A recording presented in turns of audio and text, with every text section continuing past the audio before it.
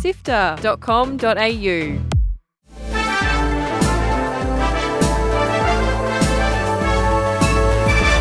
Hi, I'm Kat John. And I'm Fiona Bartholomeus.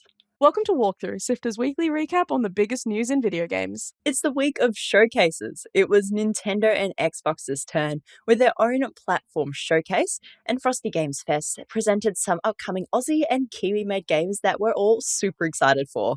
Also, Nintendo finally got asked to face the music regarding their drifting Joy-Cons. Here's the news for Sunday, 14th of June, plus all the upcoming games launching this week. Let's go! Join the SIFTER community on Discord at sifter.com.au/Discord. Xbox just showed us their up-and-coming highlights in the 2026 Game Showcase this week, and there were some pretty solid standouts. We got a look at Gears of War E-Day, the prequel which shows Marcus and Dom's origin story and the very beginning of the war with the Locusts. Those beefy boys run around in civvies on Sarah before the cities get completely wrecked. That is out on the 6th of October. The little purple dragon is back in a new game called Spyro: A Realm Beyond. Spyro faces a new unrevealed evil as he takes to the sky. It's from Toys for Bob, the studio that made the recent Crash Bandicoot games, and this one will be coming to all platforms next year. And Halo is back. Again. Campaign Evolved will feature 3 new prequel missions created for this game with Soldier Bros, Sergeant Johnson, and the Chief. The game will also be playable cross-platform in 4-player co-op, which is pretty new. You won't have to wait long for that one. It launches on the 28th of July. Bad Magpie is a puzzle game featuring a very mischievous trinket-collecting magpie that also commits a medium to large amount of arson. Don't let this little dude and that goose in the same room. Or in the same room as me. And finally, the part dead-end job, part acid trip that is Crazy Taxi is returning. Sega's classic arcade game will be crashing onto your screens next year. It's given a few people the ick, though, as the Steam page for the game says it uses generative AI.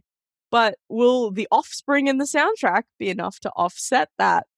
There was way more announced during this event. Check out the show notes for the full list. So, Nintendo held a direct this week, and at the top of the list for me was my favorite Pokemon, my wet son. My Mudkip is joining Pokopia as a DLC. Finally. A free update dropped this week, which allows you to swim and explore the depths, and I'm finally able to reach some of those treasures I repeatedly drowned for. 3 more paid expansions were announced, with the first being a new water town called Bubbly Basin, featuring some new Pokemon, though, again, none more important to me than Mudkip. That will be dropping in August, with the rest at a later date. I really hope I held them high enough that Mitch doesn't have to zoom me in and cut them. Right, that's true. At the top of my list was The Legend of Zelda Ocarina of Time remake. It's finally here. The rumors were right, and it's dropping this year, so it looks like I might finally have to bite the bullet and get a Switch too. We didn't really see much besides Link, but we did get to hear that beautiful Ocarina again. I've been absolutely loving watching all of the reactions of people watching the direct and hearing those 3 notes at the beginning. I can't wait to see what the gameplay graphics will look like.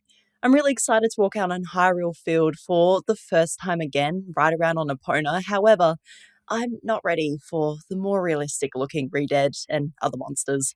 No thanks. Xenoblade is getting a new game in the series with Xenoblade Genesis. Set to release next year, the trailer shows off some of the new landscapes, animals, and towns. We also got to see some of the new characters, and it looks pretty good so far.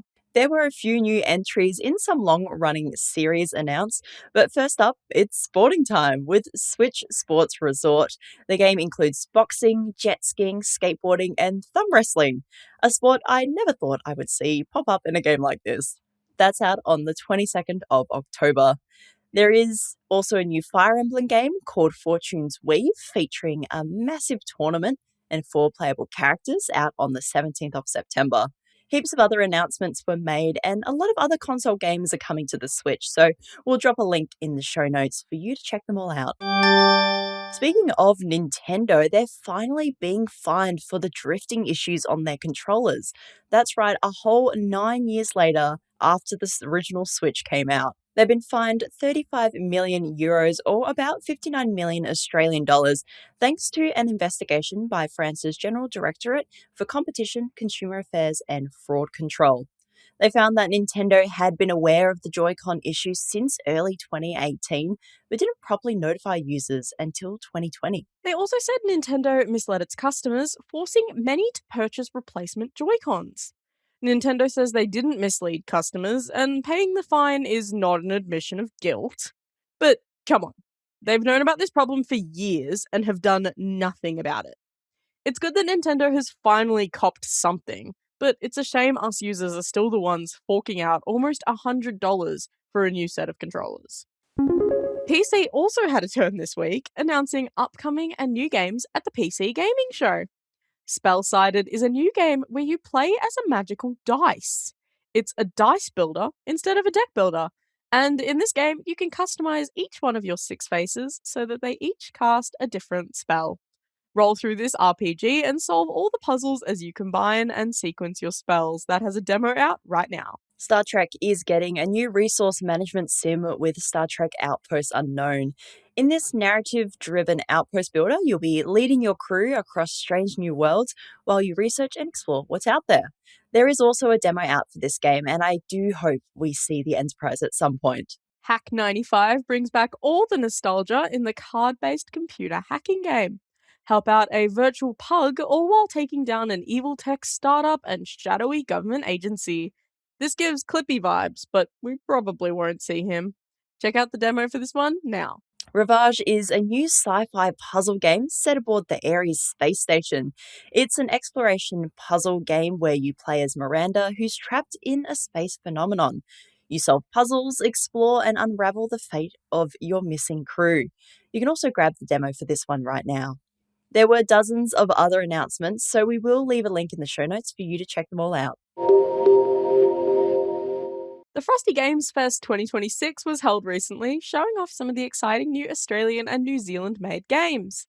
Wild and Chill is the new sequel to the relaxing fishing game Cast and Chill. This one is a bit of a wilderness survival sandbox with really cool pixel art. You'll hunt and forage while also working on your ideal off-grid cabin. It doesn't have a release date yet, but certainly one to keep your eye on. One game I'm looking forward to is Cozy Game Restoration. It's a simulator game where you bring forgotten video game cartridges back to life, peeling off old stickers and cleaning the dirt to make them shine. The new trailer also revealed the release date of 24th of September. Here's one that's right up our alley. Fee, acting out is all about nailing those scenes. Whether that means legitimately acting your Oscar-worthy performance or just being silly, that's up to you. You can choose the genre of movie and the script, block out where you'll stand, and hit record. That one's got an early access window of July this year and most likely a SIFTER stream window of not that long after.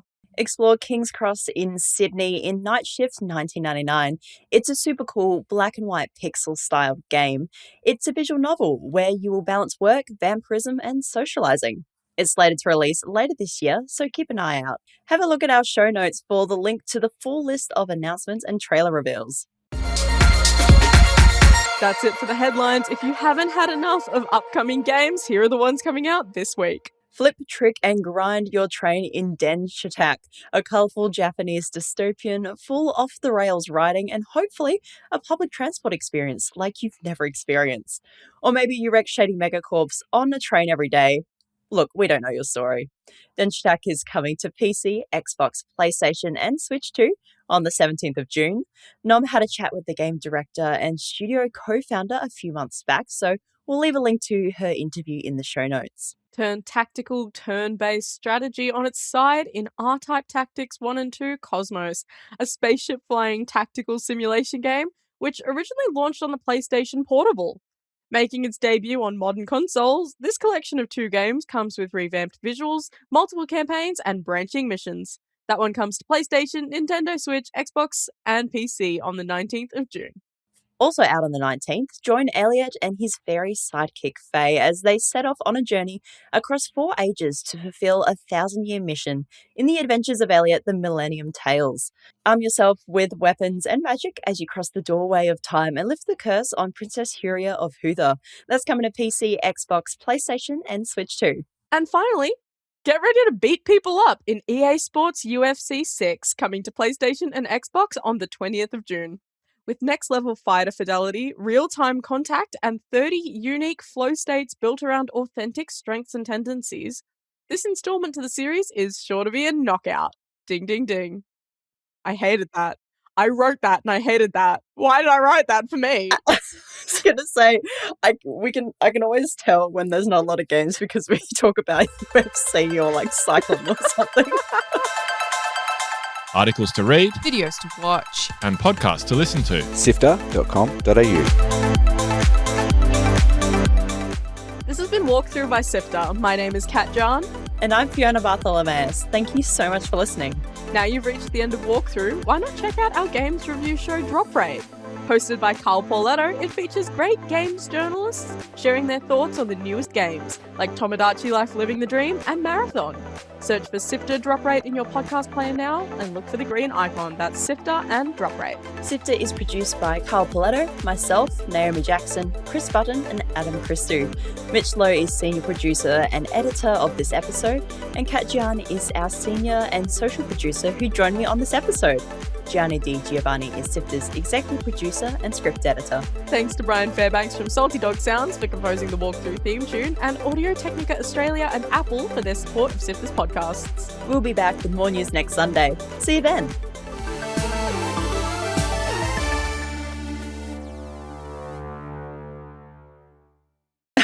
That's amazing. Okay, that's gonna work. Okay, I need to hide his head. His head is popping up. That was beautiful.